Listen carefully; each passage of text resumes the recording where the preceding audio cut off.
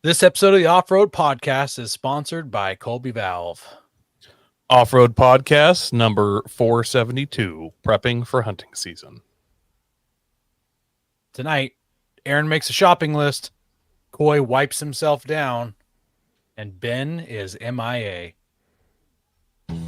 Welcome to the Off-Road Podcast, a podcast about everything off-road. We cover news, review products, and interview people in the off-road industry. Your hosts tonight are Aaron, my name is Coy, and we are joined by Mike and Vince from the Let's Go Hunt podcast. Welcome to the show.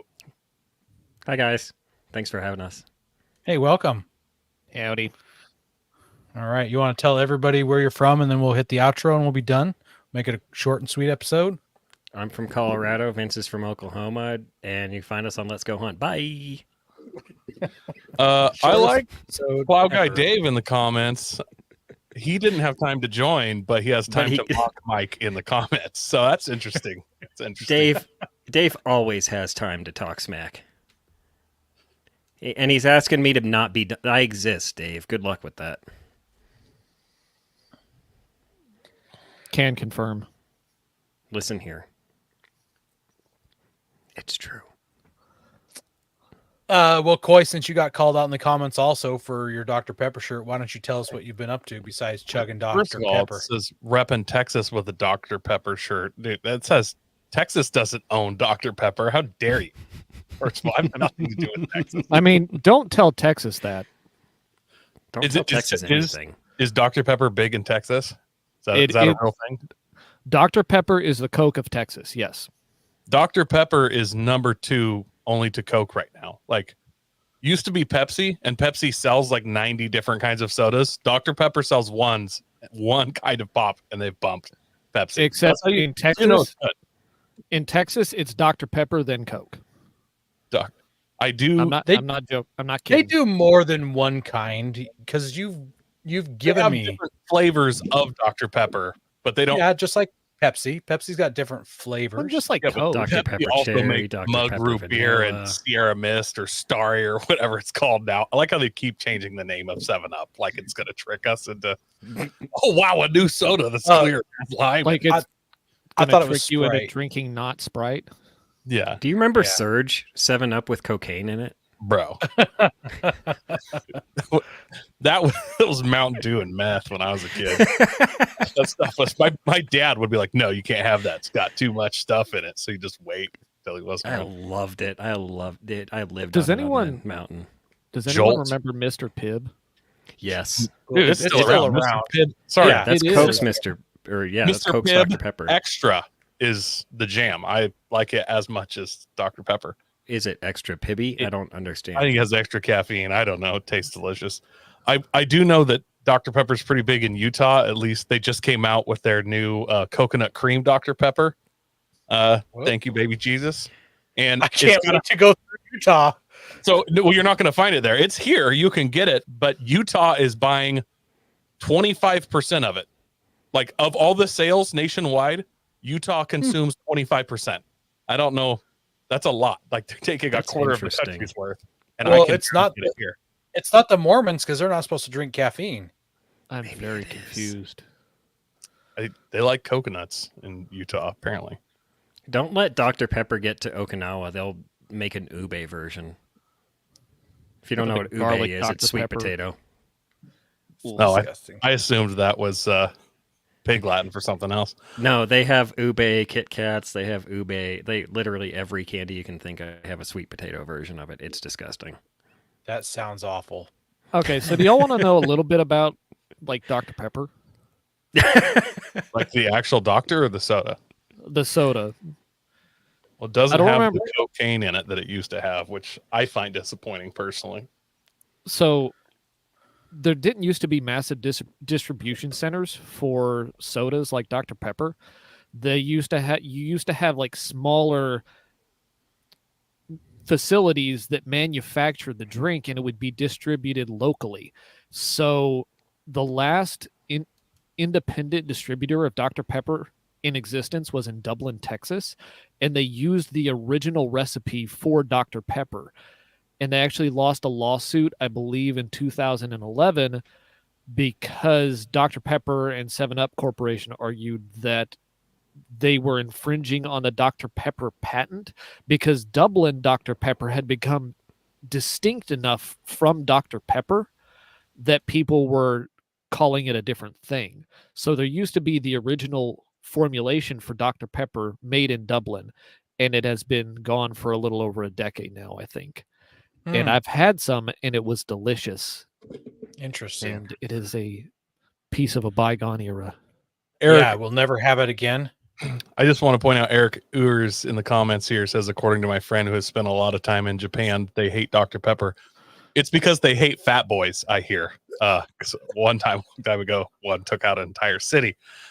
And They also, no, it's I thought that was fat his younger men. brother. It's fat men that they hate and little boys. They hate fat men and they hate little boys. I'm just saying, Yeah. Americans may not make the best soda in Japan, but we made the best bomb. You know what they do love though is Kentucky Fried Chicken for some reason.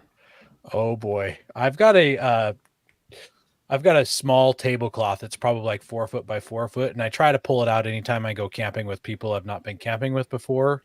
And it came from Japan, and it's Nice. got Colonel Sanders holding buckets of chicken and different like Nice.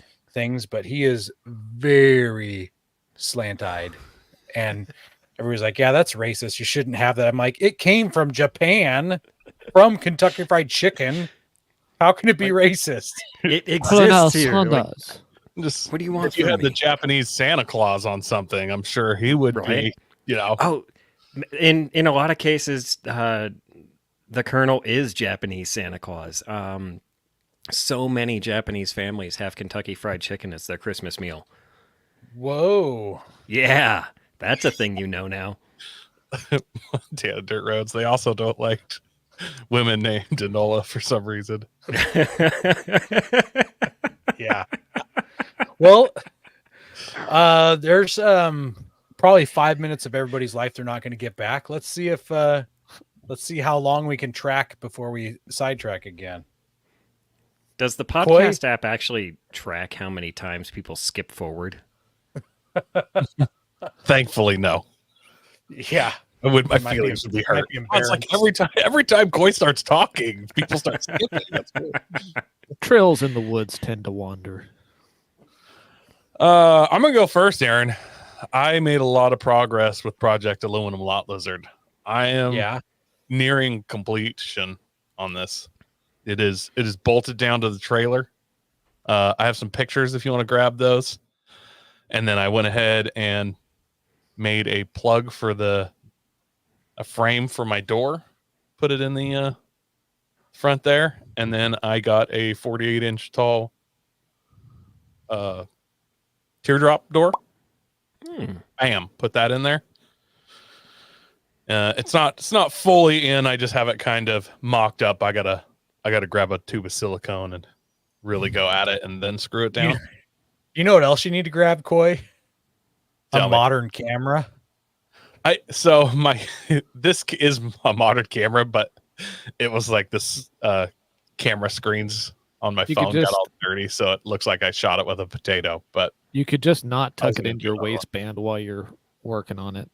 You I could had not it. touch it with your thumb right before you take the picture. There's a lot of things you could not be doing here. Look, a Hey, non-thumb there's picture. clean picture. Yeah. Yeah, Clean it up for taking pictures of the kiddo, but not for the original. Yeah, thumb picture. Montana Dirt Road says you got some KFC on the lens.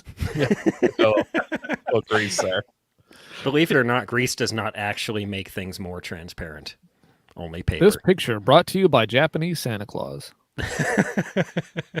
There's a bright flash in the background. So it turned out all right, I think. And Yeah. I haven't actually road tested it, but aluminum lot lizards, it's going well. I'm happy with it. I hope you've got good mud flaps. You're not going to throw rocks at that glass window. So I have excellent mud flaps, but I am also going to have like a piece of cloth. You see these at the top there. There's those two metal pieces that stick out. Uh-huh. They have holes in it, and I'm going to kind of rig a piece of cloth that covers the door so that I don't explode it. Why don't you get like that Laminex headlight film. Just get a big enough piece to put over there. Put over it. Just put a film over it. Yeah, like vinyl car wrap, but they make clear stuff to go over headlights. And you think that would protect it from rocks? Yeah. Mm-hmm. Yeah, it's basically the same stuff that they make clear bras out of and stuff like that. So Yeah. I mean, it's literally designed to protect against rocks.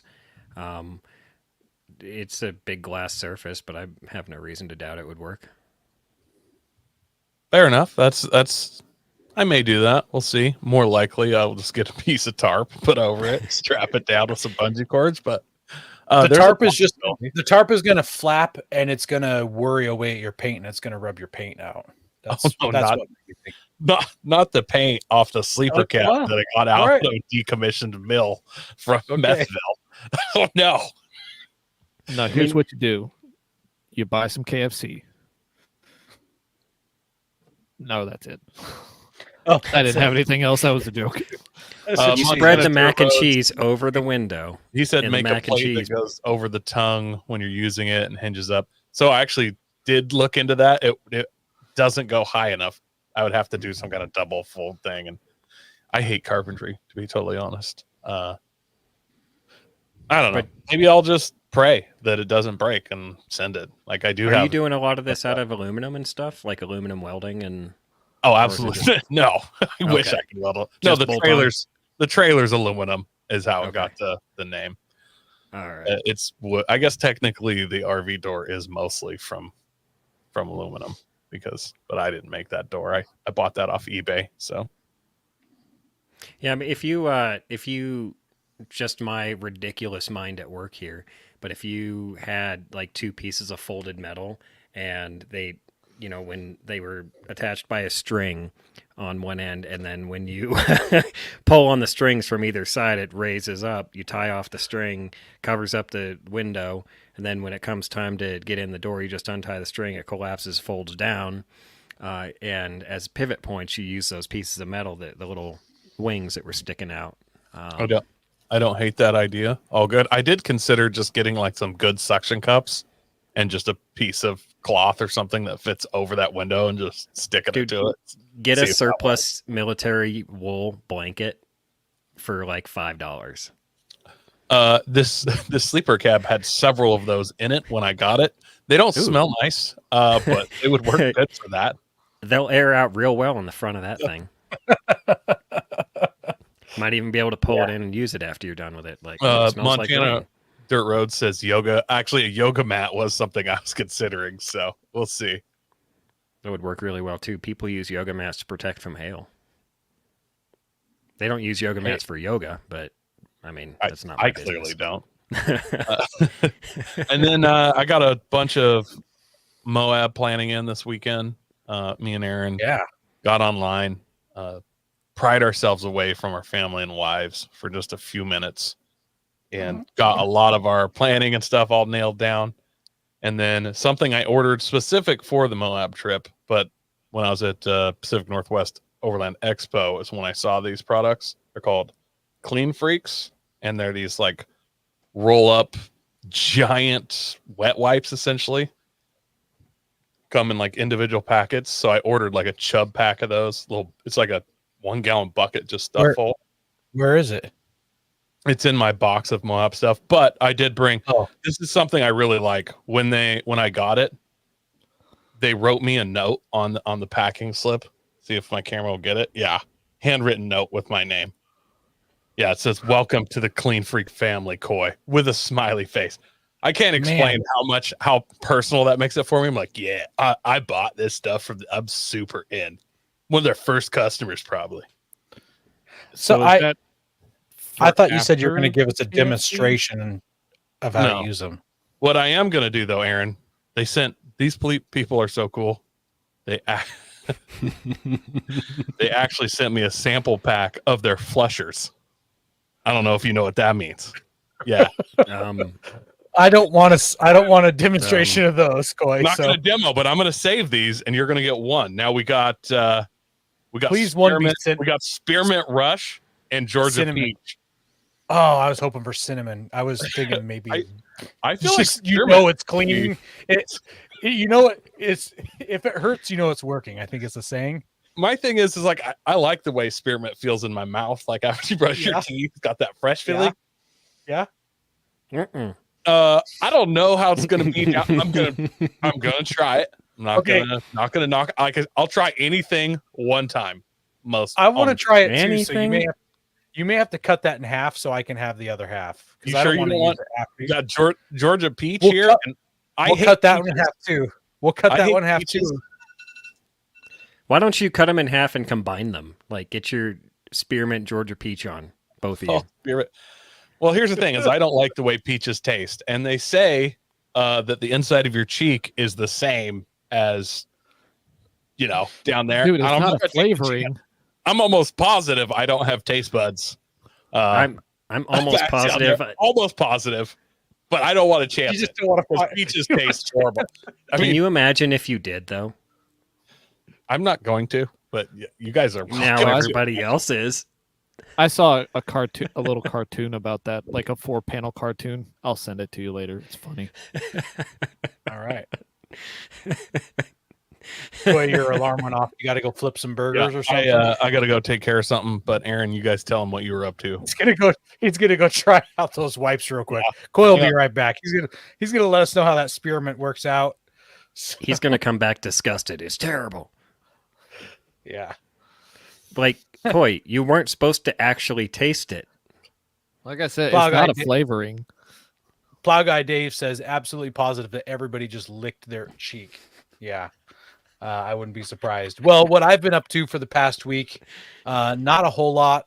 My Nissan is still up on jack stands. I went ahead and installed one more front brake line. I replaced the one on the opposite side because some of the plastic was coming off on the fairly new line. And I figured, well, if I got to bleed the brakes, I might as well swap out both of them instead of just one.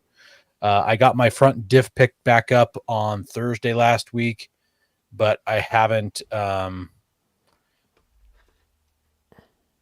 not sure what that comment You can ignore that. Yeah, definitely ignore the watcher. Ignore the watcher. He's just a watcher. He shouldn't be a talker. It's just a There's watcher. there's a peeping Sam in the comments. Just ignore it. Yeah. Okay. Yeah, so I got the front diff picked back up. It got it repaired. The company doing the work for me could not find the right part, so they had to cannibalize the copper tube from a different one and solder it in place. So, but he said he hooked up air to it, tested it out, it all tested good, and he sealed the diff back up. So I got that back here. I've been cleaning my shop a whole lot lately. I organized all my electrical stuff today. It felt so good to be organized. Like kind of get a little bit of a high off of that stuff. So, Just to let it get cluttered up again. Unfortunately, at some point it'll all pile up on a table and then you just clean it all down. And then you get your high again, and then it clutters up again. It's a ridiculous cycle that nobody likes. It is a cycle. But Coy mentioned Moab and the planning. We've got like 24 days or less before we're out of here. Yeah. Dang. Have you going to be ready? Absolutely. Yeah, last time Coy and I went to Moab together, we had just started swapping an engine and transmission and driveline into my truck at 24 days before we left. So I can throw a differential in and bleed the brakes, no problem. Nice. That's a cakewalk compared to what Coy and I've done in the past. Have you guys done anything off-road related in the past week or two? I took my kid to karate in the parking lot. They call where, they're ready. I'm sure you guys have completely normal paved parking lots, but in South Colorado Springs, we have trails you need lockers for. To go to karate. It's a lot of fun. That's kind of cool. Like you can just test out your new suspension or whatever. Mm-hmm. You put some new things on. You go to town to go to the karate parking lot. Yeah, it's a lot of fun. Year round, or like do they send a gravel truck and somebody to scrape it stuff a couple times a year, or is it just always bad? It's just always bad. That part of town, there's a lot of homeless people. Yeah, it really is. Unfortunately, it's where my homeless kid's people school are is. hard on roads. Homeless people make those potholes. They're just terrible. I don't understand what it is, but you're right. Like anywhere there's a high homeless population, the roads just suck. Yeah. Almost like the housing value goes down and they can't. Amazing, isn't it? It's as if people don't like living in those areas. It seems. I know it's not true, but it seems like it. Yeah. But yeah, nothing too terrible other than taking the child camping and going down the dirt roads to camping spots. Vince? How about you, Vince? I avoid off-road if I can help it because that means I'm going to break something and have to fix it before the next morning. Though I did recently go pick up a set of stock rims from a Gen 3 Frontier and put them on my Gen 2 because that got me from 16s to 17s and into an entire plethora of used tires. Sadly, but true. Yeah, I would have stayed with 16s if I could have. Yeah. I bought some that were barely used for $50 a piece, like Nice. the tires That's themselves, a great deal. and you can barely find any used 16s, and the ones you do are like old and cracked and Yeah. barely life left in them. Plow guy actually mentioned something. Mike, I wanted to bring this up. You, what do you drive? You got some cool cars over there. I'm gonna point out that I'm not the one who brought it up this time. Other people, I didn't walk into the bar and be like, "Yo, I'm a cross-fitting vegan pilot." So Start with the One's in a right-hand drive Start with the Mobile. coolest one you drive. the coolest one I drive doesn't come out of the garage much because it's a Nissan and it lives on jack stands. Aaron will likely understand this pain. It's a 1990 Skyline GTR. Oh yeah, Coy wouldn't know anything about that. No, Coy's a but- Honda fanboy. I hate JDM stuff. It's horrible. In fact, I'm surprised Coy's not driving a Ridgeline. He's that much of a Honda fanboy. I'm a muscle car guy. Oh, that's awful. You're a No, muscle so- car guy and you like Ridgelines? What's wrong with you? In fact, I have to say this. You're any sort of guy / man and like Ridgelines. What's wrong with you? I actually don't mind Ridgelines, to be totally honest. Using them as what they're intended for, like driving to work. But no, A minivan with a bed. yeah. I'm a ricey guy through and through. I've had all the horrible, crappy mid-90s JDM vehicles. I love them. I have the one that we all dreamed of when Too Fast, Too Furious came out. Yeah. I don't. It's a 1990. It's not a 99 like that car was, but older brother. So same motor, same tranny, same basic setup underneath. But it's a lot of fun.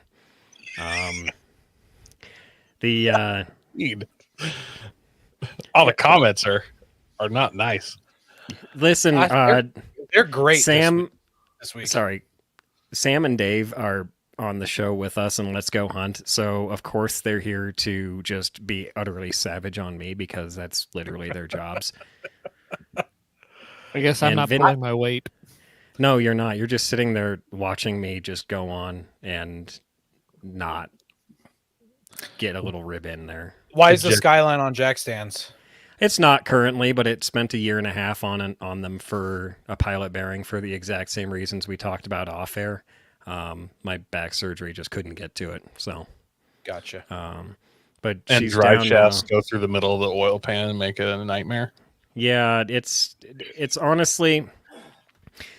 Here's what I have to say. Nissan engineers designed a beautiful track car. They did not design a beautiful maintenance car, and I'm a maintainer. So I hate Nissan engineers. And there were jokes earlier in the show, and I'm just going to leave the untold the unsaid innuendo alone and move on. All right. You have, and what was your off-road vehicle? The off-road vehicle is a 1997 Toyota Land Cruiser Prado, which is straight out of Tokyo. The head unit is a double din touchscreen that literally has tuned radio stations in Tokyo on it. They say Tokyo FM. There's the AFN channel for the Armed Forces Network.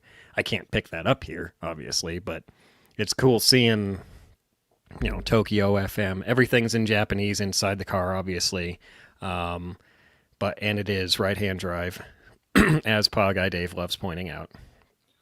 Does the ashtray have JDM cigarette ash in it?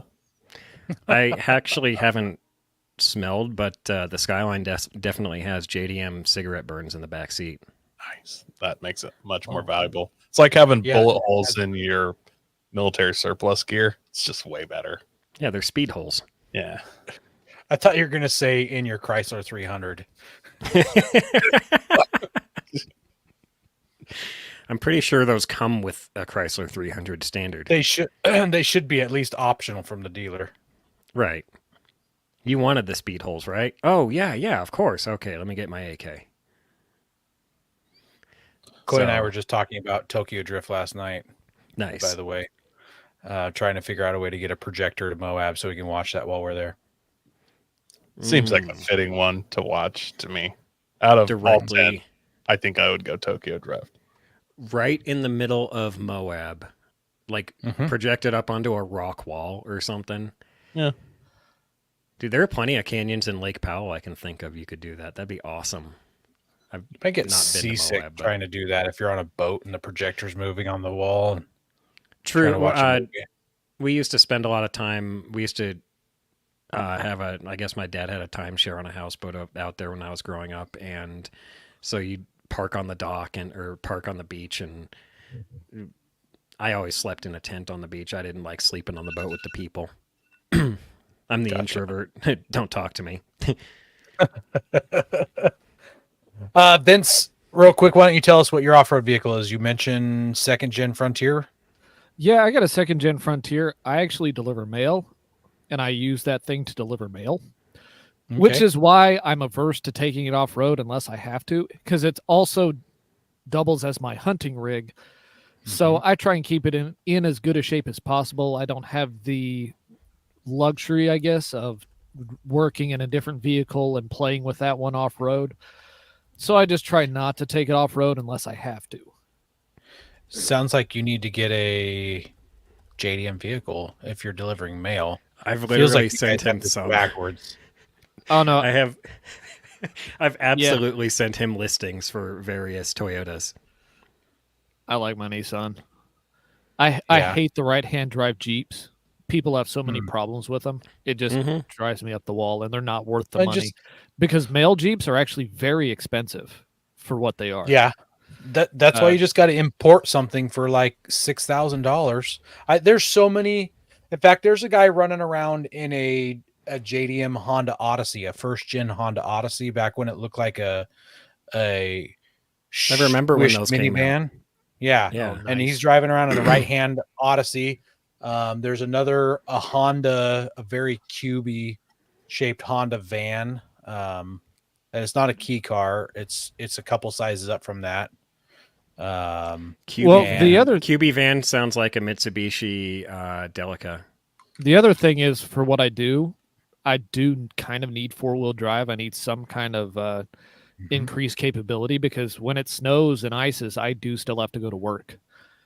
I don't get to say, "Oh no, it's the conditions are too bad. Sorry, nope, I still got to go." So, and You work mine for is Postal actually Service. Yeah, mine is actually so the gears. Mine has the 336 gears, which those are the I don't know highest, lowest, whatever gear. Like it's the I don't know what the correct term would be, high or low for like 336 versus 354 gears. But it was the most road centric four-wheel drive gears that Nissan put in the Frontiers. I think like all the Pro 4X are all 354 or 410s. But so like I'm maxed out on tire size at 31s basically. Need a bigger engine. That Titan engine just bolts right in. Titan I- V8. It just My pulls dad- it super easy. At least you're not advocating for a 350 swap. My dad has a Chevy with an 8.1 LS in it, and I'm like, "Hey, Dad, can I have your truck? I want to do a thing." Yeah, That would be a terrible Nothing- idea. That would rip It the would. that'd rip the back end out of it. yeah. All right. Well, Anyway. you should import like a Toyota Surf, which is like a 4Runner. You can get a 4Runner Oh yeah. version, or there's a lot of JDM 4-wheel drive stuff you could import for probably pretty cheap. I think if and you're then- going to import something 4-wheel drive, you should import one of those Mitsubishis that look identical to a CJ Jeep. Yes. Just because people will be Absolutely. like, nice Mr. Jeep. I actually, the Mitsubishi, God, I had a great name for a great word banation a long time ago, and I can't, it's just too much right now. You had a what? A word banation. A word banation is when you take two words and you combine them in like Mitsubishi. Oh, okay. I thought we might need to pause for 2 seconds and start over. No, But never mind. Montana Dirt Roads points out Celica GT4. Yes, actually, I like a That would be- 1996 GT4. I don't think you could fit much mail in it. You'd have to pull a trailer with you. You could go back and get more mail and hitch your out. Dude, GT4. With Probably Amazon, good. you basically have to anyway. So All the right. people, the problem, somebody, I want to back up to male Jeeps real quick. But like the problem people have been having with male Jeeps is because the Jeeps, the right-hand drive Jeeps were made for like JDM markets and Australian markets. And really that's your major problem because the male Jeeps have so many problems. They're so just, they suck, right? What you got to do is get a female Jeep. They're far more mild-mannered. I was waiting I think for that. for some reason I feel like that's wrong, but In Jeep's case, I don't understand what it is, but it's a true fact. Look it up. All right, Female night, Jeeps guys. far more. did they make a they them Wrangler? It's a Wrangler. Yeah. I think it'd just be called a dangler. I'm gonna do a thing here. let's Buckle up. do it. Let's do We some also want to thank our sponsor, Patriot Patch. Head over to patriotpatch.co and check out their selection of great patches, shirts, cleaning mats, signs, and stickers. You can also join the Patch of the Month Club for $15 and receive a patch, matching sticker, and artist proof each month. Have tire troubles ever left you deflated? Colby Valve has got you covered. Ever have a valve stem leak? Colby Valve makes reusable and easily replaceable valve stems that don't require you to remove your tire from the wheel. They work with your off-road rig, ATV, side-by-side, commuter vehicle, or even your tractor. Never be left stranded again because of a busted valve stem. They also have a tire repair kit for those punctures that keep you away from doing your favorite thing, wheeling. Make sure to check out colbyvalve.com or ask for them at your local off-road products store. Boom, 2 ad reads. And that brings us to the news. We're going to try to crank through this news since we just spent 30 minutes talking about Dr. Pepper, Kentucky Fried Chicken, and right-hand drive vehicles. So try to get really quickly here. That's the kind of So podcast I would listen to daily if that was Look, the that main sounds like topic. that in. sounds like a good time. I mean, Why did this episode get you the most downloads you've ever had? Just broke a record.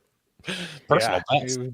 I'm okay with that. That's all right. So our first news article is from Autoblog, and it is about the Aerial Nomad 2. So if you guys know anything about the Aerial Nomad, it's an Aerial, which is like a tube frame sports car. Well, they made the Nomad quite a few years back, which was an off-road version of it. And so now they've got the Nomad 2. So see here, Simon, I'm going to read pretty much the whole article because it's not very long. Simon Sanders, director of Aerial, told Autocar that back when the company was only making the road-focused Atom, an American called the company asking for the Atom with about 3 feet of suspension travel. Aerial wasn't ready to do that then, but in 2015 they launched the Nomad. Having learned much while building hundreds of Nomads in the past 10 years and watched the off-road segment blow up, Ariel is ready for their second generation, called the Nomad 2. Only the steering wheel, pedal box, and fuel cap have carried over to the Nomad 2. Starting with the frame, engineers use 2 and 2.5 inch diameter tubing to increase the stiffness by 65%. That's pretty big. That figures achieved even when the Nomad 2's expanding footprint. It's almost 2 inches longer. It's 2 inches wider, which provides additional room in the cockpit. Let's see here. Moving on, there is a shock behind the cockpit. Oh, there's a shock behind the cockpit. What they're saying, not that there's an actual shock there behind the cockpit. The shock is that there isn't a Ford Focus engine back there anymore. They're using the Honda K24. No, you got it backwards. No, I have it backwards. Yeah. I sure do. I'm trying to paraphrase instead of reading it all, and apparently I paraphrased in reverse. So the shock is that they aren't using the K24. They are using a Ford engine, starting with a naturally aspirated 2-liter and then a 2.4 4-cylinder engines are getting increasingly difficult to source. So when the Atom 4 sticks with the turbocharged 2-liter 4-cylinder out of the Honda Civic Type R, the Nomad is being swapped with the 2.3-liter from the Focus ST. The standard Focus ST makes 276 horsepower, 310 foot-pounds of torque, which that's more than Coy's rig, and that's more than Ben's rig. It's not more than mine because I've got a V8, but it's fun That's that this way little, more than Mike's rig. Oh, absolutely. That goes 0 to 60 in, well, eventually. Yeah. It's fun that something this small and probably light makes that much power. So that's great. Yeah, go down a little bit. 50 pounds. Yeah, thing's a little that's what I rocket. was looking for. Yeah. If Aaron and me were sitting in it, it would be almost 2,000. Hang on a second. Probably over 2,000 pounds. But 1,500 pounds, that's no joke, man. With pushing 300 horsepower. The image isn't flipped Raggle Fraggle. That's how I got it off the website. So I don't know if this is a European model that they're debuting in this photo. It does say that the base Nomad 2 comes with a detuned version of it, where it's only making 260 horsepower, 280 foot-pounds of torque, but an optional upgrade installs a new ECU with 3 engine maps that raise to 302, 305, or 305 horsepower with 333 foot-pounds of torque or 382 foot-pounds of torque. So you know what's that fun? kicks it up quite a bit. In Oklahoma, you could road tag that thing. Oh, no, these are road legal everywhere. Yeah. Look at stuff, fenders and blinkers and headlights, bro. Oh, hell. Yeah. Okay, there it is. Yeah. Yeah. No, this is all good to Mufflers, go. mud flaps. Yeah. So this must be a UK spec vehicle because the steering wheel is on the wrong side. Or maybe it's ready to import for Mike. Because around here, people I road don't tag import things like from Britain. Kawasaki Razors and stuff. Or if it's Kawasaki, I can't remember. But like your UTVs, people road tag those. Anyway. Oh, yeah. So it comes standard with 6-speed manual, or you can get an optional 6-speed sequential transmission. It only weighs 1,550 horsepower. Sorry, 15. It only weighs 1,550 pounds. It is estimated to take 3.4 seconds to get to 60, and you get to 100 in another 4.1 seconds. So that's 7.5 seconds to 100. Large rotors with 40% more sweep area and ABS brakes help with better stopping times. It's got a bigger radiator and multiple filtering stages for the intake air. I wonder if it's got a snorkel. There's a big old scoop on the top. All right. So I have been looking at this and I'm like, man, this looks familiar. Why does this look familiar? And you're like, why is the steering wheel on the wrong side, or Mike's happy side? And I hit it. This is the same company that makes the Ariel Atom, and you guys may have talked about this previously, but the Ariel Atom is this little lightweight, ridiculous. It's basically this thing, but it's a car. Yes. Yeah, this is an and- aerial nomad.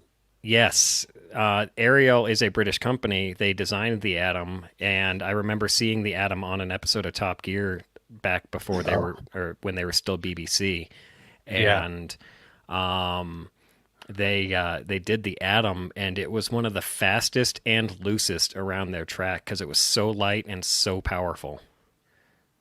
The factory for America is actually down in Ashland in Oregon here.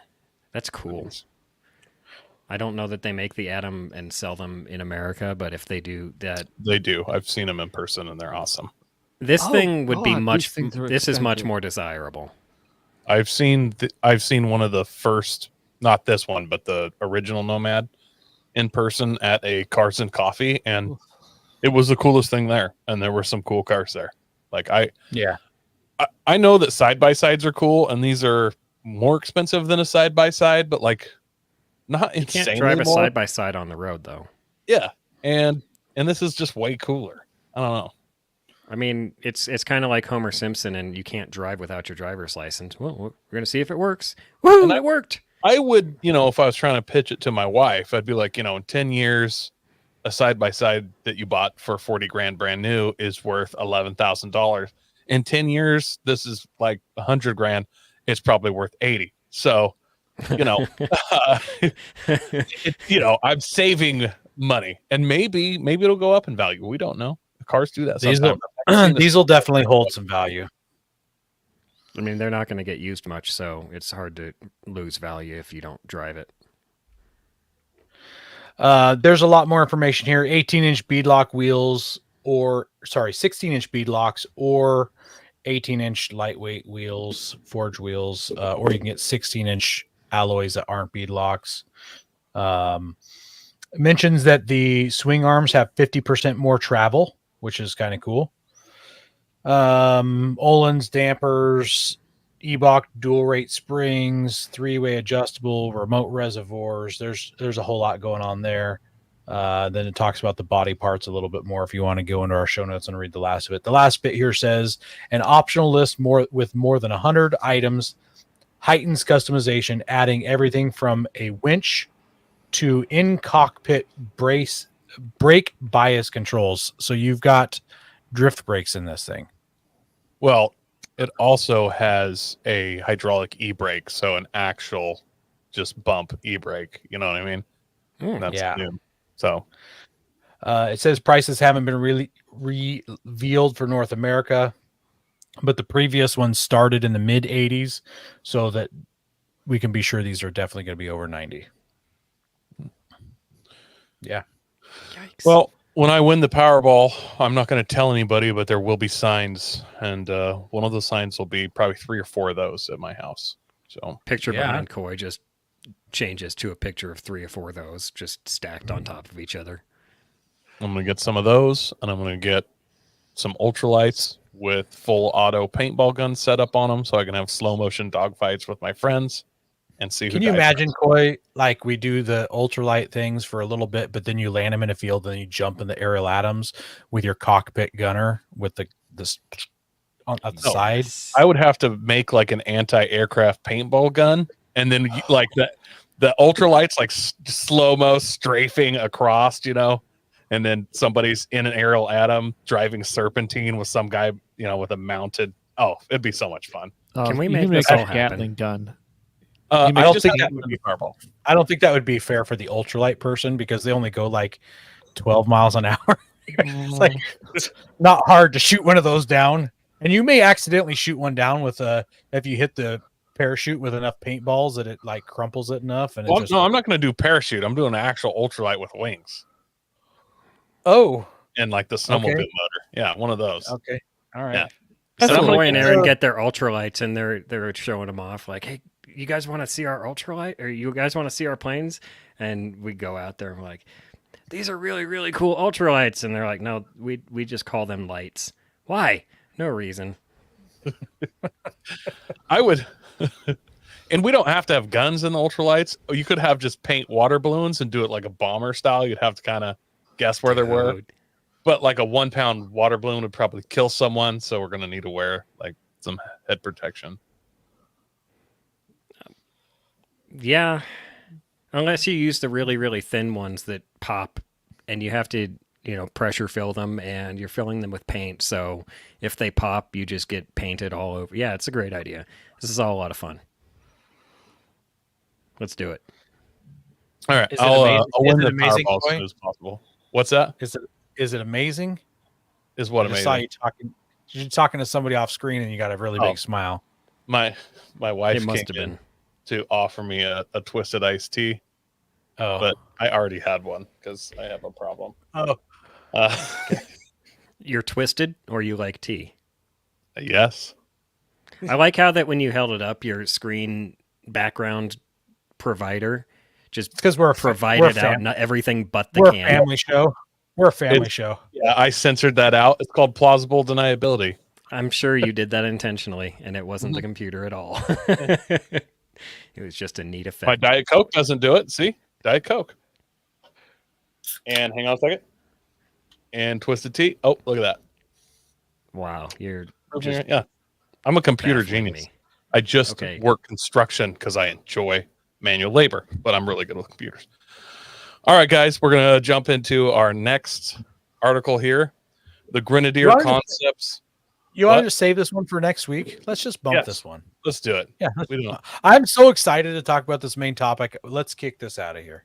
It really sounds like Mike's not into Goodwood Festival stuff. So Probably not. I- He probably I doesn't like even have Goodwood. heard of it. what? You haven't heard of it? You should Google like- it later. It's really cool. Yeah, Google Goodwood. Yeah, Mike loves good wood. Google that. They race some cars there, some pretty expensive, cool ones. Ooh, that's cool too. Let's jump into our main topic here.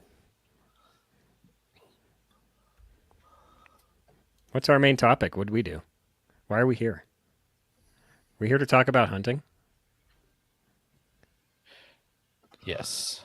Excellent. There's no Vince. there's no music to change Oh, us yeah. over to that one. Oh, we don't have music either. We just Mhm. talk awkwardly until we change There, topics. I'm playing the There we music. go. Perfect. There we go.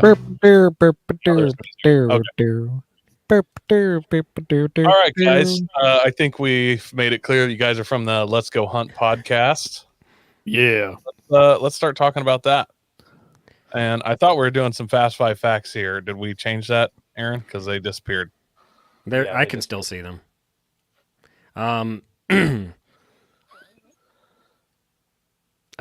First one's new or old vehicle. Are we talking about what we got or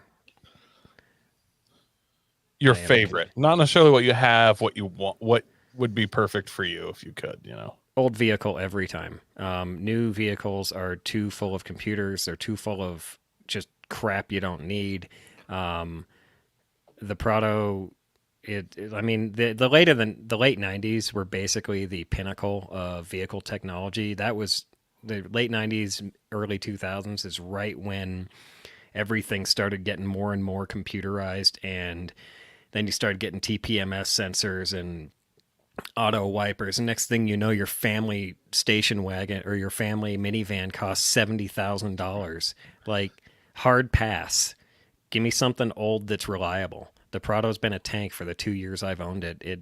The only thing that's gone wrong with it hasn't even been that major. I needed to do the timing belt. It took me 4 hours to do, and I've never done a timing belt before. The only thing that went wrong was the AC compressors. It was about to seize, and I had that fixed. No big deal. So we call this the Fast 5 facts. Oh, my bad. Fast. So Just, so spit out a basic answer, and we're gonna just hit you with the next yeah, one. so like Summer, winter, yeah. So camp. when we say something like, I don't know, new or old vehicle, the only response we really Old. need is new or old. Like, you just have to pick one of those words. Just any word will do. Got it. Why use many word when few word do? I was just gonna let him drone on. You always do. All right, Vince, it's your I turn. agree with everything you said, to be fair. Valid. 100%. 100% valid. I reminisce about the days when 180 horsepower car was fast, and now 180 horsepower is a slow minivan. So, all right, though, we're going to continue on. Summer or winter camping? Summer. Winter. Rock, sand, snow, or mud? Snow. Yeah, agreed. Favorite vehicle brand? Toyota. I'm gonna say Nissan. I like my Nissan. No, I mean I have a this. Skyline. I still said Toyota. It doesn't have to be what you own. Like in ideally your favorite brand. Oh, we're making shit up. Just saying. We're making stuff up. We know no one really likes Nissan. Like consumer market kind of shows that. I like my car. I don't like Nissan. Favorite tire? I Gotcha. don't have a tire preference. Round. I don't know enough about. Yeah, rubber ones. Whatever I find used at the local Mexican joint. Vince likes used rubbers. They sell tires at your local. It's a Mexican tire shop. I swear. Okay. It made it sound like you're buying tires from like local El Gordo or whatever. It's like they make a lot of cool burritos and stuff. I didn't realize it in tires. I find them there too, but Juan's Taco and Tire Shop. It's fine. I'd shop there. Yeah. Like tacos and tires, you can't go wrong. Get a wet burrito and your tires rotated. Look, if they serve, you go in, you say, "Hey, Mexican Juan, how you doing?" He says, "I'm tired." If they serve Mexican food at the tire shop, I'm gonna bet it's really great Mexican food. I bet they got really good tires too. 100% real really, possum. Really good used tires.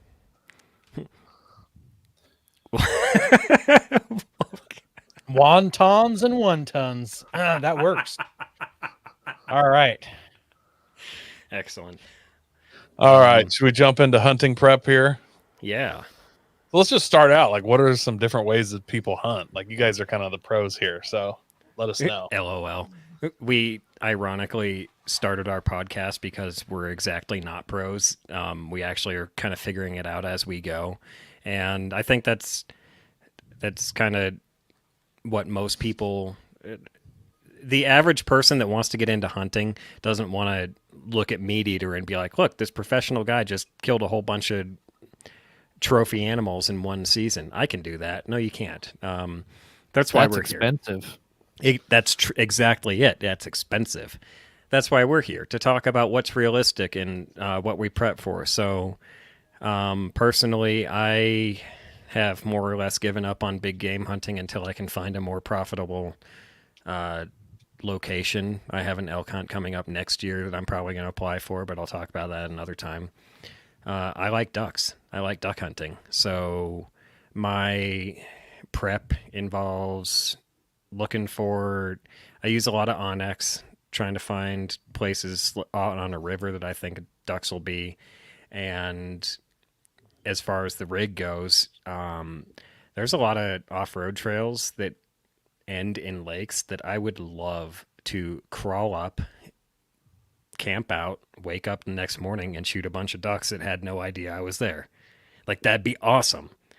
As far as like prepping for all that, like, you got to make sure the vehicle's good to go.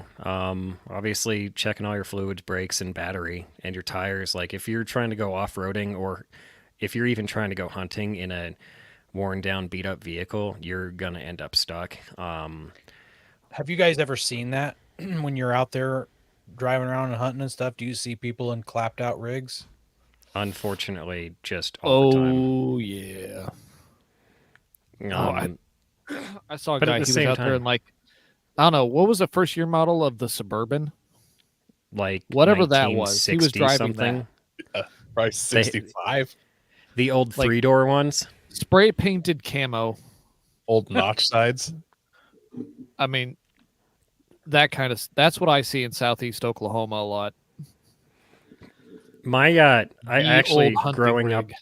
growing up hunting, we were family friends with this guy. His daughter, one of his daughters, became my first girlfriend ever at like the ripe old age of 7th grade, and we hunted a lot out of Bob's like 84 Suburban. I have fond memories of him. Like, now, to be fair, when I was growing up hunting, that Suburban was only like 10 years old. Oh yeah, it had the burgundy carpet in it. No, it was he had the brown carpet. Oh, It was a green truck with the brown carpet. yeah. Wow. What a color combo. Yeah, that truck was cool. What were we talking about again? Cool trucks. Oh wait, different types of hunting. That's right. Okay. Clap. So, yeah. What kind of hunting do you do, Vince? Well, I'll start off with like most of the hunting you run into in the United States is going to be people going after as far as big game, because a lot of people don't do small game anymore. The biggest big game species people are after is deer, and I think kind of what we're looking at is if we're talking about deer across the United States, there's a lot of different ways you can hunt deer. Out where You mean Mike is, The smallest big game? You said the biggest big game. He meant oh, as in I most meant big as popular. in most popular. Yeah, not the big. Oh, that's okay. moose. Okay. Yeah. The biggest is moose. The most popular big Somebody's game mom. species in the United States is the white-tailed deer. And there's Fire there's truck a is a solitary killer. please stop.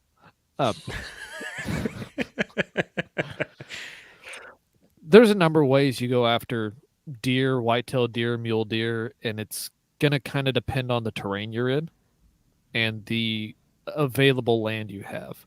So if you have a limited amount of land, you're probably sitting in a stand hunting, waiting for something to come into a food plot or something of that nature. That's really common back east, and even around here in southeast Oklahoma, where you don't have a whole lot of land available to hunt. And then there's spot and stalk out west, where you'll sit up somewhere and glass for an animal and watch drainages and feeding areas and try and glass something and then plan a move to get closer and take a shot at something. And then there's kind of my favorite that I've gotten into. It's the still hunt, which is different. It's kind of a mix between the spot and stalk hunt and also the stand hunt, where basically you're walking through the woods very slowly and just keeping a really good eye around you for any kind of movement. And you'll move as slowly as you can.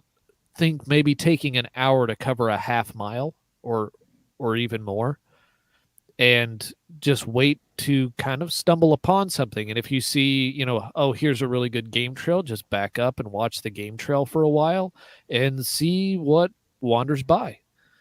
Because most of what I do is whitetail hunting. I've been doing that pretty big for about 10 years now, and I've sat in stands and shot them out of stands, but I've done a whole lot of the just walking really slowly and watching for movement thing.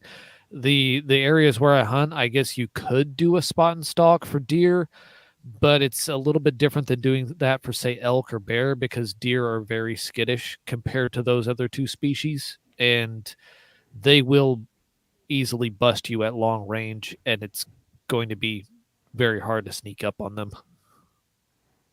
Yeah, the deer, my first deer that I shot, it was a mule deer, and Vince, you mentioned accessibility with muleys, and that's a huge point for Colorado, Montana, like Western Wyoming, Utah, people who hunt muleys there, to get to where you can sit and just wait for muleys with like a good 200-300 yards in front of you, where they're going to cross around, or you've got eyes on thicket.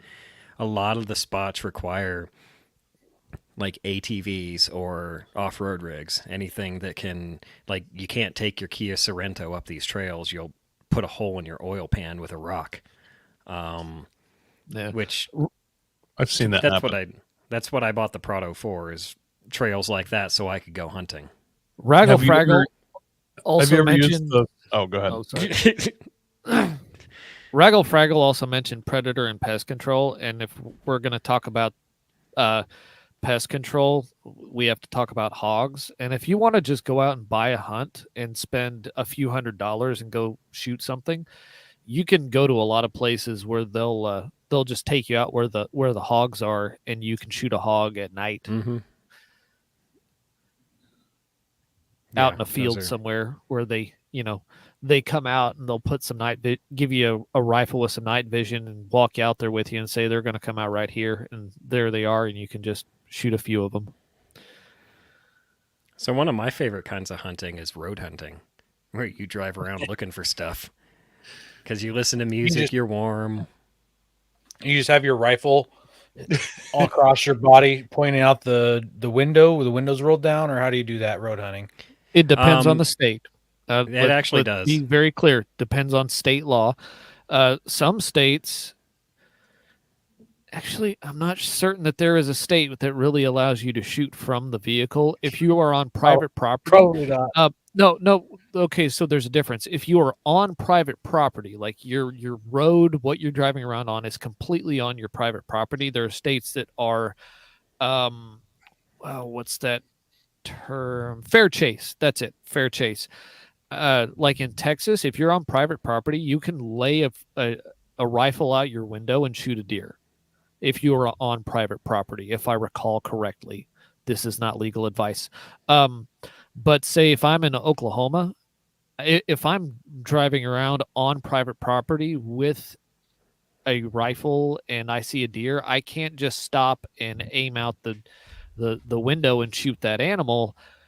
But I can stop, turn off the vehicle, remove the key from the ignition, and use my vehicle as a blind and shoot from the vehicle. It's like it's this really weird nuance. So you do have to check your local laws. But what Mike's talking about, I think, is where you drive around the back roads in between, property you have the right to hunt and wait to see something, and then jump out and pop off a few rounds at stuff.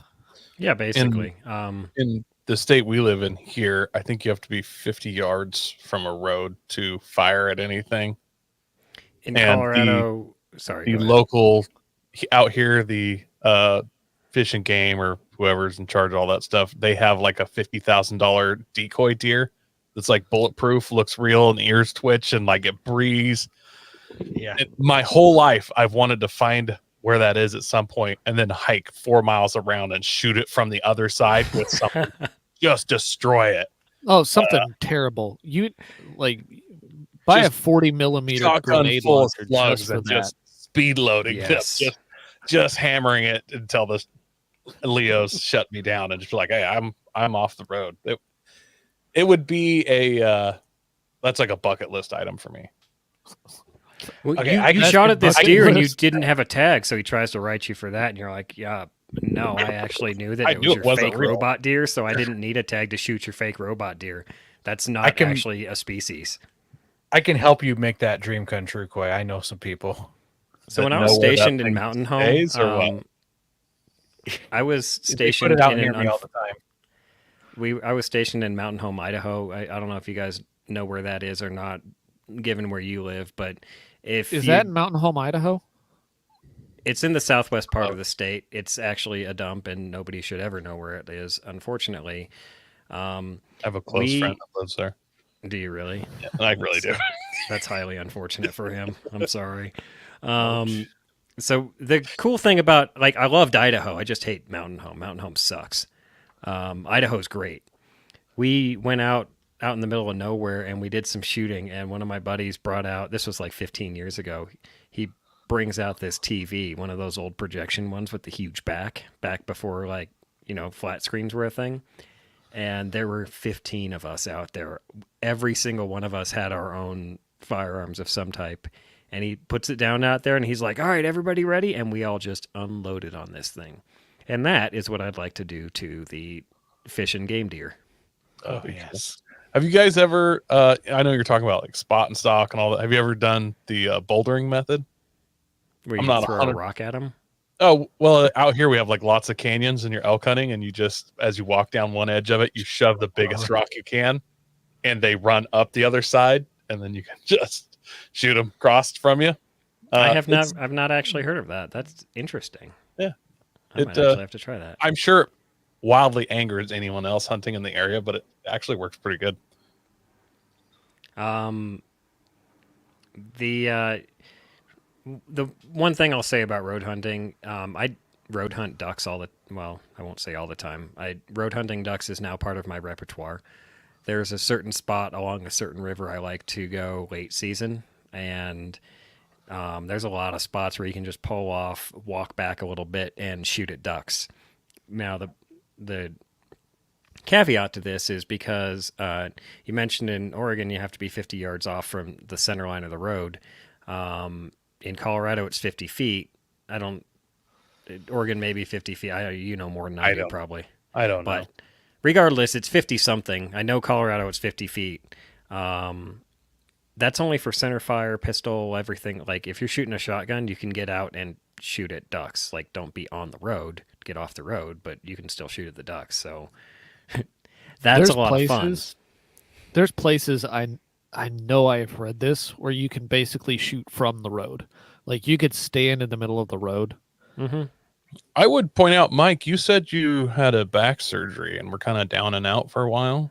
At least in my state, if you're messed up, you can get a handicap tag, and it will let you have other people shoot from the vehicle. Like the rules get real wild with those handicap tags, and sometimes you can just get your doctor to sign off on one for like 1 year if your back's really hurting you, and you might need to find that glaucoma doctor. You know, like that. You know what I'm saying? Might need to find the right doctor, but I bet we could make it legal for you to shoot one from your vehicle if we get the we right might doctor. have to try something other than wait, you got glaucoma and you're trying to shoot rifles at animals? No, I mean, you back problem. Oh no, I got you. If it's you had funny you mentioned that. If you had a turret on your vehicle, I feel like that's a dedicated shooting platform. You should be able to shoot from a turret if it's part of your vehicle. I think that would go into remote controlled firearms, and I think that that you just takes stand you up into in that another- spot and you man whatever's in that turret. So it is funny you mentioned that. Colorado has several stipulations, not for a turret, unfortunately, but for disability hunters with disabilities. In myself in particular, I got the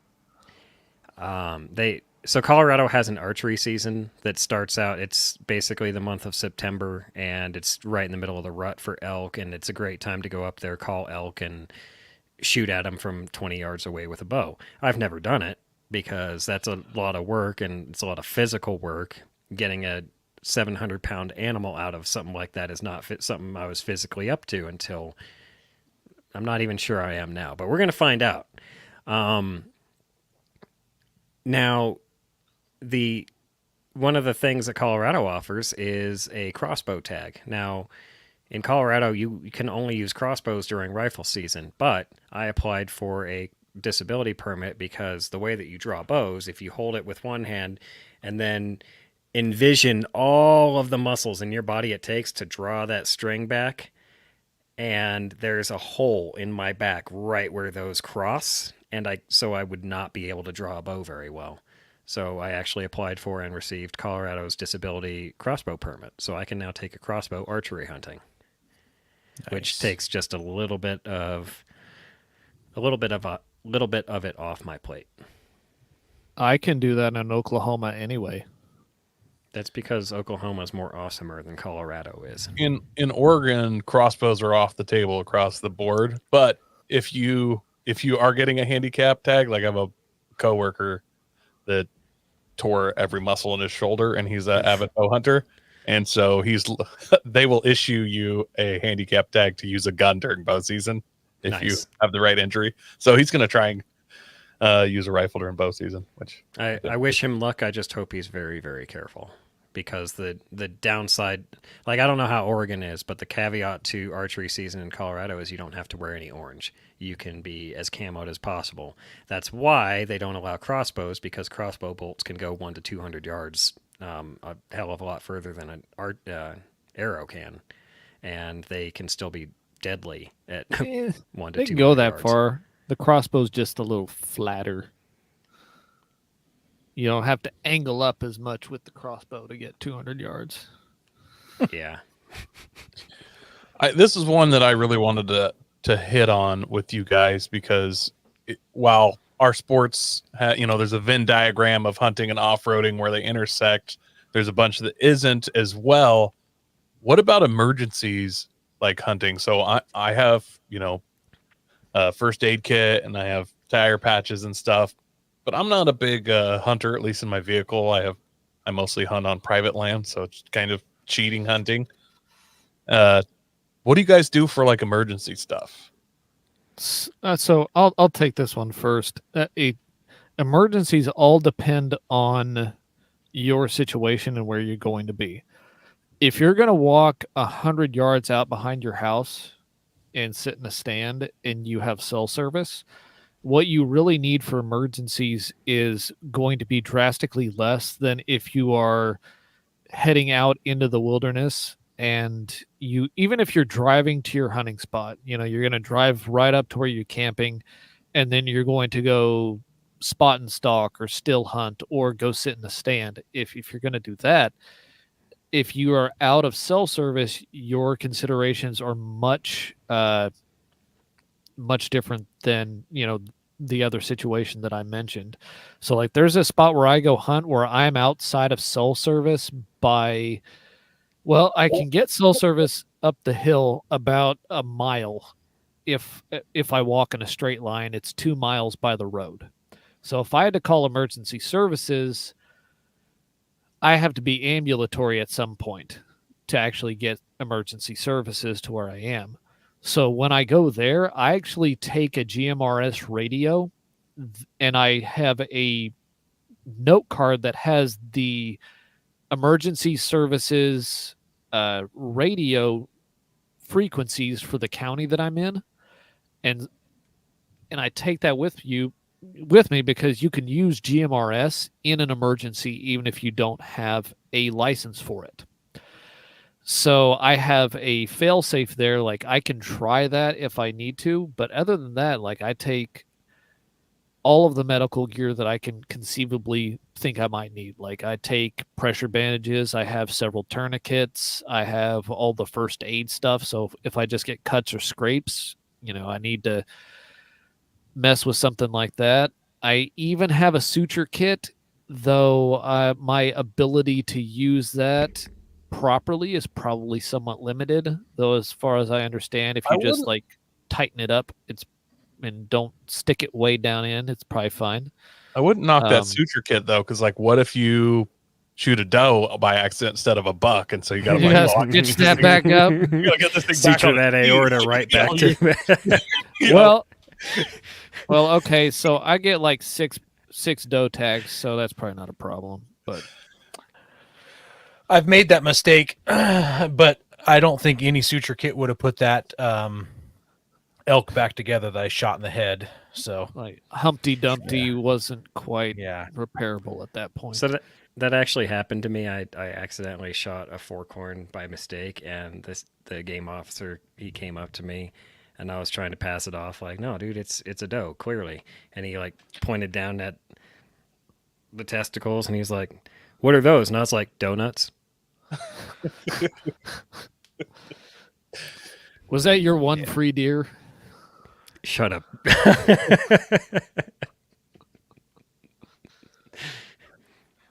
I wish I could make fun of you guys as rapidly and horribly as you get me. I wish you would do the things that I do. Give me the ammunition. That's what I need. But as far as I'm actually, I don't know what you guys take for as far as off-roading to repair a vehicle if you need to, but I'm a bit paranoid, so I'll take like every tool I own. I not super far off of that. Like if I have to, it would probably be something suspension, and I have all the tools necessary to like completely take the truck apart and then put it back together. I just need the repaired part, which Yeah, I don't want to be. Sometimes stuck I out somewhere. also, in the process of bringing too many tools, I bring like snap ring pliers because they make me feel so adult that I own a set of snap ring pliers. I know there's probably little to no snap rings on my vehicle, but if a dude pulls out a snap ring pliers, you're like, he's legit. He's gonna fix this. And it's a if I self-confidence thing for me. if Coy I goes- take out this wheel bearing, I'm gonna be so cool. Coy and Aaron meet up at the trail, and Aaron's like, Coy, why is the FJ squatting in the rear so much? And Coy's like, I don't know, man. Opens it up to grab like a pair of pliers, and literally the entire garage of tools is back there just packed in. Okay, I guess you're going to need all that. I just went out and bought the little, I don't even know the name of these. They're the little round fuel line removers for, you know what I'm talking about, Aaron? What's the name of those? Fuel line Fuel removers. line removers. Yeah, it's that little plastic. I've always like broken old credit cards and stuff and just got angry trying to make it. And I just went and bought them this time. I'm like, I'm done with this. And I'm like, I've just had under some for 40. 25 years. I'm just under 40 and I now have this specialty tool that I need once every 8 years. I'll probably lose it before I need it again, but I have them now and I feel super adult about it. Did you not need that for all your Honda days back in the day for swapping motors and fuel injectors? I mean, like back in those what'd days, you had like one buddy that had the right size, and you'd be like, "Hey, let me borrow that one that you Dude, have." it's a Honda. Everything was 10 millimeter. But more or not less. not the fuel line though. No, those I- are 8 millimeter. I have the giant hex nut or hex socket so that I could change the diff fluid if I needed to while I'm out in the middle of nowhere. That's useful. That's not like if you. It's So really I not. So I actually do bring that as well, but it's because when I haven't happened yet, but eventually I will break a front CV shaft while wheeling. Toyota designed theirs in a way that when you remove that, all the oil evacuates from the diff, basically.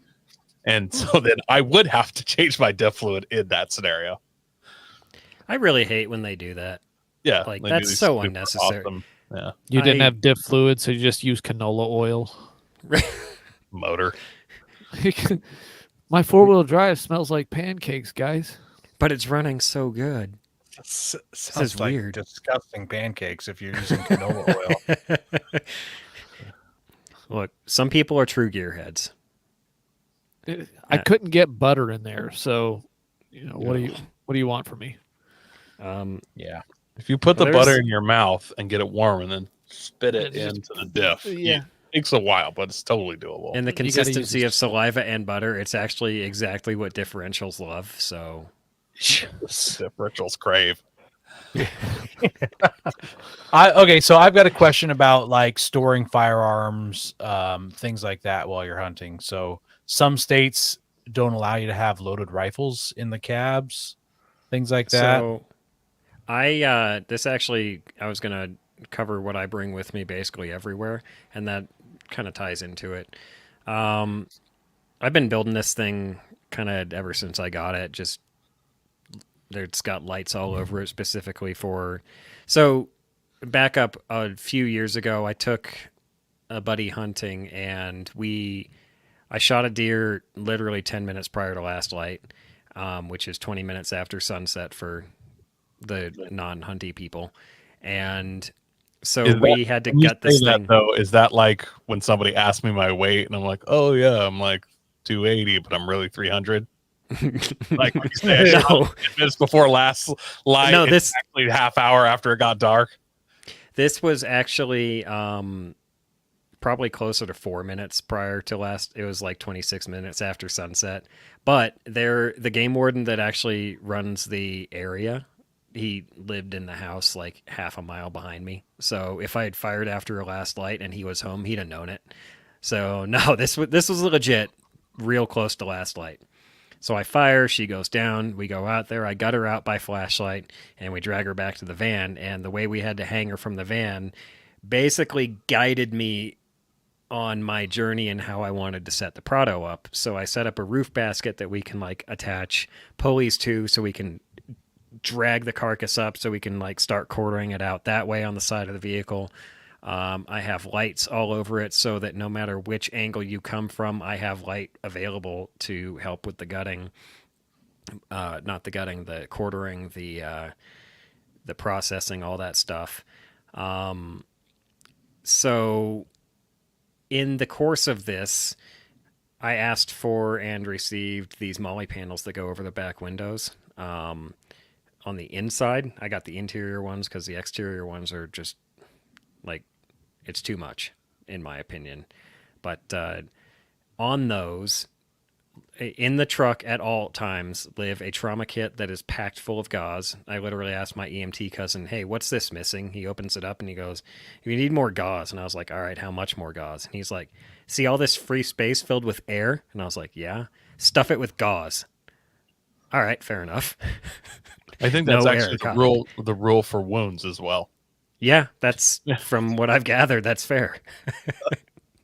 So, that trauma kit is in a case about yay big, 12 by 12. It is strapped to the molly rack. I have jumper cable strapped to the molly rack. There is a toolkit. I'm not as crazy as bring all the tools, but I do have one of those Craftsman like million piece toolkits in a box back there. And I have chains. Even during the summer, I have chains because chains are too heavy to take in and out, and they just stay. Chains live. You're making me think about some of this other stuff that may be necessary full time, but to go back to your question, Aaron, about firearm storage, there are these molly rack locking rifle solutions that I am very interested in. One I would like to put on one side. The panels, they have flat sides, and that's where all the boxes are attached to. I also have a 1500 watt inverter installed on the other one on the other side of the truck. Haven't run the wire for it. That's another project, another time. But the angled part, they're perfect for rifles and shotguns.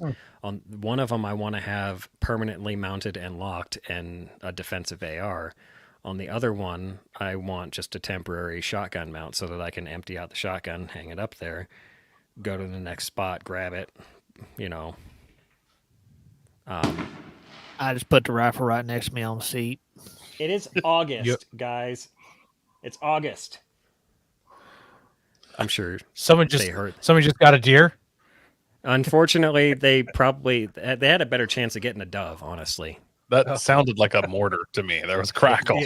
It was. Yes, Okay. It was a mortar. Somebody's setting mortars off in Colorado right now. they're a little behind. They're not good with reading calendars in Colorado. No, they're not. You shouldn't have done that. That was just a duck. I can hear my entire neighborhood like yelling at him now too. Anyway, dude, literally, he's yelling and reporting to the cops. Like, dude, come on. Moving on. So were y'all asking about a loaded rifle in the vehicle? Is that where kind of that question was going? And that's where I was getting to that too. Yeah, and that's part of it. And I guess maybe also for some people where they drive to, if they're not road hunting, they're going to drive to a hunting camp. How are they storing it? You got soft cases or the hard cases or sitting in the passenger seat loaded with the safety off. That's definitely not the last one. Like everybody that I know that hunts, everybody uses either a hard or a soft case. In fact, most of them use soft cases, but most of them are FUDs. So, I mean, love them, but they're FUDs. I like my hard case because hard cases protect the scope from getting dinged around when you open it up and your pile of tools collapses and your rifle was on top, and then now your rifle's underneath a pile of tools. It's in a soft case, and now your scope is crushed and your hunting trip's ruined. Oh, well, I have a hard case, and my jack did not crush my rifle. I'm good to go. That's just my preference.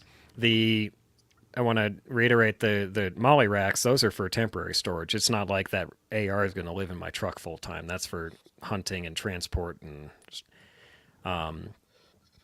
But yeah, Colorado's laws regarding storage, you can carry loaded handguns in vehicles, but all long guns, shotguns, and rifles have to be chamber empty. They can have a loaded mag in them, but chamber empty.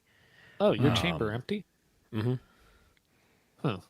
I never thought about that.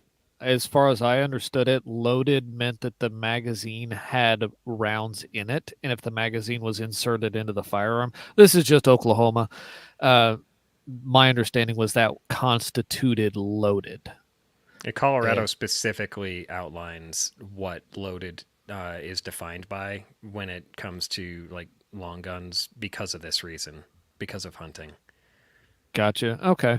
I mean, and as far as I understand, large frame pistols, braced pistols, those kinds of things in Oklahoma still constitute pistols. So you can have a Yeah. loaded AR pistol in your vehicle in Oklahoma, but you can't have a loaded rifle in your vehicle while you're Yeah. out driving around.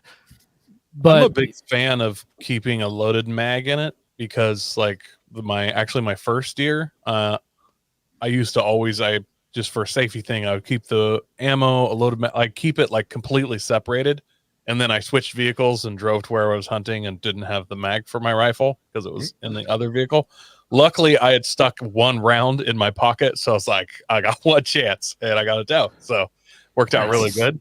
But you really since only then, I'm need just one like, shot. just gonna leave it in there. Normally, I need more than one. I'm gonna be honest. I'm not a good Oh, shot. hey, Mike. It's him Listen, too. I am going to point out that every single animal I've killed with one shot. I shot my elk twice because I wasn't sure that it was a fatal shot, but it Yeah, was. but was that shot be number fair, 4, 5, I was gonna 6? say it's one shot, but it's the last shot in a series of All right. like- My antelope, one shot, one kill, and this is all from like my adult life after my post-military hunting life. My antelope, one shot, one kill. My first buck deer, one shot, one kill. My elk was a double lung shot. If you've ever hunted elk are huge, and the bruise, I shot her with a 30-06. It was a through and through both lungs, high on the back. If you've ever hunted elk, you know how big their lungs are.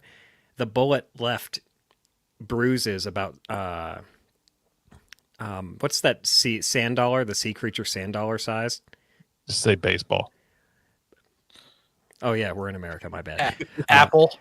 Apple baseball sized bruises on both lobes of her lungs, but it didn't 3 destroy hermit them like it crabs did wide. the So anyway, I shot. Yeah, all 5 animals I've shot with my hunting rifle have been one-shot kills, except for the elk, which, I mean, she would have died from a double long shot. She was already dying from it. The last thing you want when you shoot an elk and she's 50 yards away is for her to be laying there thrashing and you to go, oh, I'm good. She's thrashing. She's dying. And you go to approach her and she gets up and bolts. So Yeah. I shot her in the head to make sure that didn't happen. So if you guys had to recommend one of our listeners getting into hunting, just also wants kind of a general rifle, like if we could just pick a caliber, North America, we're going to be doing some big game hunting, maybe elk, maybe deer, maybe shoot a coyote. What caliber would you choose? What would you I know recommend? Vince knows what I'm going to recommend. And I'm only going to recommend it not because I'm a FUD, but because it's cheap and it's available. 30-06 is good for literally every animal on the continent. You can shoot a grizzly bear with a 30-06. You can shoot a moose with a 30-06. I mean, hell, you can shoot a moose with a 22. That dumbass kid, what was his name? Went up to Alaska and died in a bus. Oh He yeah. shot a moose with a 22. Chris McCandless. Yeah, he shot a moose with a 20. But I'm not saying you should. In fact, most states say don't. Alaska doesn't say don't. This is Alaska has no restrictions on minimum caliber for anything. That's because Alaska knows that if you go out to hunt in Alaska, more than likely you're not coming back if you're in any way incompetent. Chris McCandless, perfect. I mean, he wasn't a hunter. He went out to outdoorsy, but You're off topic. yes, What do you anyway. think? What do you think, Vince? What caliber would you say? I would say decide what you're most likely to do the soonest.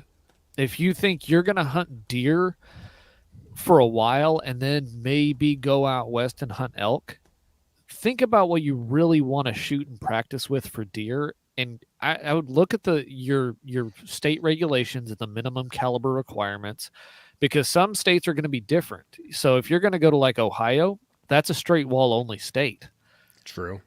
I mean, that's a We're different not caliber going than straight wall only. If it's straight wall only, we get God's This is- Scale 45 what a- If you just throw what I'm a just saying political off the top of what your a head. political answer. it's What a it's political answer. state regulations. You're dealing with hunting. That Nobody is cares. state by Nobody state by cares. state by state by state by state by state by state by state. Yeah. Okay, Yeah. you know what's the correct answer? 5.56. Everyone should be able to shoot deer with 5.56 across the United States. They I don't can't because of disagree. state regulations, but you should be able to and allowed to, because that's what I use, and it kills deer really, really well. But it's also not overkill on the shoulder. You can go practice with it. You can use it for varmints. You can use it for deer size game. If you're going to go up to elk, pick something else, and make it a reasonable step upwards. So It's like go to Probably like my 6.5 Creedmoor. Creedmoor. Yep, It's 308. elk slayer. Yeah. 6.5. If you're going to go modern, that's 6.5 Creedmoor. If you want something that's also tactical, like an AR-10 build, that's 308, because there's Mhm. still not the cheap stuff out there for 6.5 yet. And then, I mean, even if you're going to go hunt big bears, most Alaskan guides would rather you shoot your 308 deer rifle or an elk rifle at a bear, or your 6.5 Creedmoor with a proper bullet, than they would, you go buying a 375 H&H that you've only shot a half dozen times and you really can't handle. They would rather you use the rifle you can handle with a good bullet than something that you think is a giant slayer. There's a lot to be said for that. The first antelope I ever shot was with a 243 when I was 14, I want to say. I weighed all of 110, 120 pounds at 14, and I was like, I do not want to shoot a 30-06. So I shot several antelope and an impala with that same 243, and then moved up to 30-06 when I became a big boy. You know what's a terrible he shot- beginner rifle? I was gonna say He shot why would you several shoot a antelope, car? an impala, a couple Malibus, and a Roadmaster. No, one of our very beginning episodes, Berries. we talked about some of our first hunts, and one of my first hunts was a African safari where I shot an impala with that Yeah. same rifle I off the top heard of a that. Hilux. one of your first hunts was an African safari. Yeah, Yeah, How to say your parents weren't poor without saying your parents weren't poor? his grandparents actually. I listened to that episode, and I Bougie came home Nepo and baby. I came home and I told my wife, "So, what do you think about going on a safari trip in Africa sometime for a future vacation?" Like, See, y'all talk Sounds like about a lot. dream rigs, like your It dream was fun. wheeling rig. That's the hunter version of that is like, what's your dream hunt, dude? yeah, And you can spend a lot of money for a dream hunt. Well, we're going way over. And speaking of dream hunts, we're going to have you guys back on to talk about those camels in Australia at some point. And I've decided when we're talking about that and when we go on our camel hunt, I'm not sure what your guys' athletic ability is, but I'm pretty sure I'm going to go down to Australia and just take out all the breakdancing teams with my skills. Because now that I've seen the level of professional that Australia brings to breakdancing, I'm now, not 100% I'm better, but I'm right there. So is that because you're just a physically larger person and you're bad at breakdancing, so that when you go to spin on your head, you're going to fall off and like actually kick all the Australians in the face with one deft move? just if you haven't seen, look up the Australian breakdance team, and it's I thought we were was this I the thought we were Olympics talking thing? about impressive. I thought we were talking about Kangaroo Jack. Oh no, you need it's been going all over the internet. There's a lady that showed up to the Olympics to breakdance, and if you could just imagine me like doing a satire version of breakdancing, and like flopping around on the ground and spinning on my back like a Ninja Turtle, that's basically like it's appallingly bad. Like a fish out of water just flopping around. Like anytime any Australian talks crap about an American, I'm just gonna be like, bro, I saw you guys at the Olympics. Like, I can't. No. Isn't that's got to be how breakdancing was invented, right? Like a bunch of guys were standing around just drunk and like just doing normal dancing, like la, la, la, and one guy was like, you know what, this normal dancing isn't enough. I need to do a fish out of water or something. And he just goes down on his belly. Like, he wasn't very good at it at first. He probably broke his jaw the first time he did it, but eventually he got better and he got more wormy. He invented the worm. He did all sorts of inventions, I'm sure, just because he was bored of normal dancing. Yeah. It's a good. I mean, we could Google it, and it'd probably be a less cool story. But Yeah, Yeah. because my stories are way better. I agree.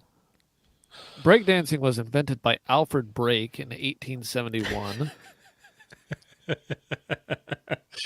I don't know if you knew this, but originally it was invented in the Wild West as instead of running serpentine, if you just did breakdancing moves, the bullets were so inaccurate you could actually avoid fatal injuries. That was how it got invented.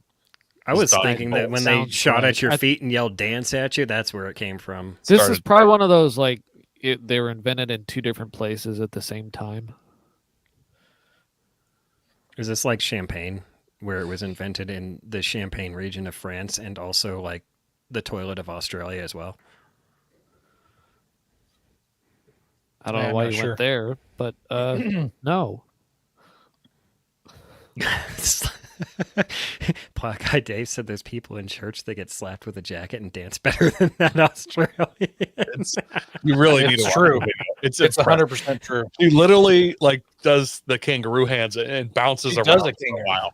It's I don't even and before her thing was she was like yawning at this other person doing like superhuman flips and spinning on their head. She's like, oh, lame, you know, and like laughing, and then she just jumps up and flops around. Like it reminded me of the breakdancing in like the 1991 live action Ninja Turtles. It was like that. Probably not Yes! good though. I loved those movies. Those movies were the best. The Vanilla Ice scene. Yeah, exactly. Yeah, Yes. yeah. Ninja rap. Yes. Go turtle, go turtle, go. Wow. All right, guys. It's getting late for you guys, so we're gonna have to bow out here. Tell us, last question, a little about your podcast and where can our listeners find you if they want to hear more. Yeah, lghpodcast.com. You can go there. That'll take you to our podcast link. Instagram, Let's Go Hunt Podcast. You can go check out our Reddit page, which doesn't have a whole lot on it, but I try and put stuff there that Instagram would really hate if we put on our Instagram. And that's Let's Go r/Let's Go Hunt Podcast. Also on YouTube, just search for Let's Go Hunt Podcast. That's where we go live. And We do have a Mike? Facebook page, but it auto-populates yeah. from Instagram. So if you have Facebook, I mean, If you want to email us, you can email contact@lghpodcast.com, or you can just message us on Instagram. Someone will get back to you. Good luck All right, figuring guys. out who. It's not Mike, but could be someone. I I will want also to. point out if you just search for Let's Go Hunt on YouTube, you get the baby shark nonsense. So good luck filtering through that. What? Yep. Oh yeah, that's Have right. fun. Let's go hunt. Do, do, do, do, do. I've heard it before. Wow. I- And I child, want to it's bring up, unfortunate. we're trying to work out with these guys a hypothetical camel hunting vehicle build. And so hopefully that happens soon, because if you haven't and you're not a listener of their podcast, you need to at least, at minimum, go in and listen to their camel hunting episode. It definitely makes you think a lot of things about hunting. It's mind blowing for you as the listener and for all the camels that were involved in the episode. There's also videos of Jack shooting camels in the brain. So In the everywhere. He shoots Just- them in the camel. Yeah, just the number of camels that man has put away is kind of He's mind-boggling. That's He's actually he's got literally talent. the reason why Camel Cigarette doesn't have Camel Joe anymore. Because I hope Jack that killed him. I hope he gets in the Guinness Book of World Records somehow. I feel like he's got to be close. You know how you get like the titles and stuff on games and like PlayStation? Like he should have some kind of like camel slaughtering title that just hovers above his head all the time. He's just Camel Jack. That's what's up there, Camel Jack. I mean, can you imagine? Like at some point, he's gonna have killed more people than the bomb dropped on Nagasaki and Hiroshima combined. Not people. Sorry, camels. Sorry, not more camels. He's gonna have killed more camels than people have died. He'll single-handedly taken more life than a nuclear weapon. So Yes. I want to point out, if you guys have never heard of the Emu War, the Great Emu War of Australia from like, I think it's 1913-ish time frame. This was a great time of Australia's proud history where they fought a war against an aggressive emu population and lost. They're doing exactly the same thing to camels right now. They are losing, and Jack is doing the best he can to fight against them. But nobody's. Well, maybe people are dying to camels. I don't know. Maybe they're crashing into them with their cars. I'm not sure, but I like how people watch zombie movies. And like, that would never happen. We'd easily kill all the zombies, and then it's like, bro, you can't kill all the camels, like much less a zombie.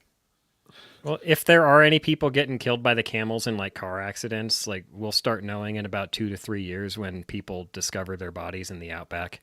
When the next time someone goes down that particular road. Yeah. Yeah, they won't. If I win the Powerball, we can actually re-outfit those ultralights I was talking about. Take them camel hunting. Also bring the aerial Atom. Also slight outfit change and just exact same thing. Yeah.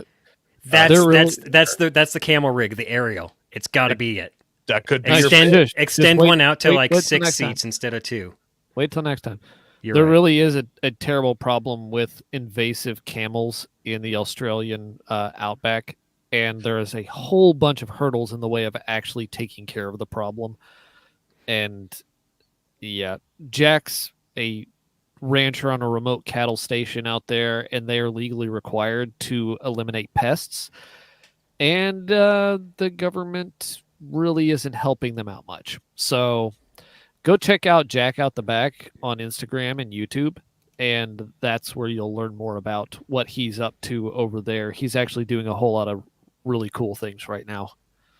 If you're like an avid camel lover or something, I don't. Do not look over there. I don't know that anybody that like really actually likes camels all that much. Like I think even the people that use camels in their daily life aren't huge fans of them. So, camels are mean, and they spit. It's better to just kill them. All right, guys. Well, thanks for having us on, guys. This was a lot of fun. Yep. Next week we got camp trip stories coming up, so be sure to tune in for that. Aaron, myself, and Ben have plenty of good camp trip stories, so we're going to talk about that. It's not just camp. We're calling it camp trip stories, but it'll be like some off-road stories from campsites, camping things. Just we're going to reminisce. We're going to reminisce, and I'm sure that we're going to throw Ben under the bus the entire episode to make up for him not being here this week. And we want to thank all you guys that are listening late into the evening on your Monday nights. We appreciate you guys out there watching us live, commenting. We had a lot of fun in the comments tonight, as you guys saw. It's a good time in there. Show up next week when we talk about camp stories, and you can maybe tell your favorite camp story, and we'll, if it's short enough, we can read it on air while we're gloating about all the awesome stuff we do. We do appreciate you guys. Make sure you're sharing us with your friends, helping us grow, and God bless America.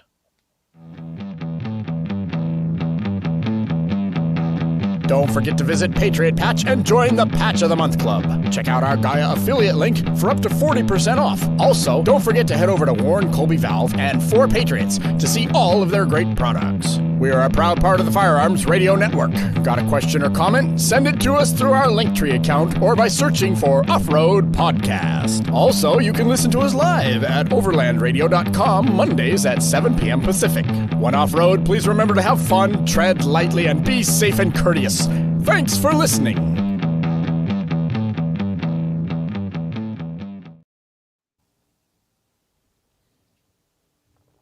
Camel. Camel come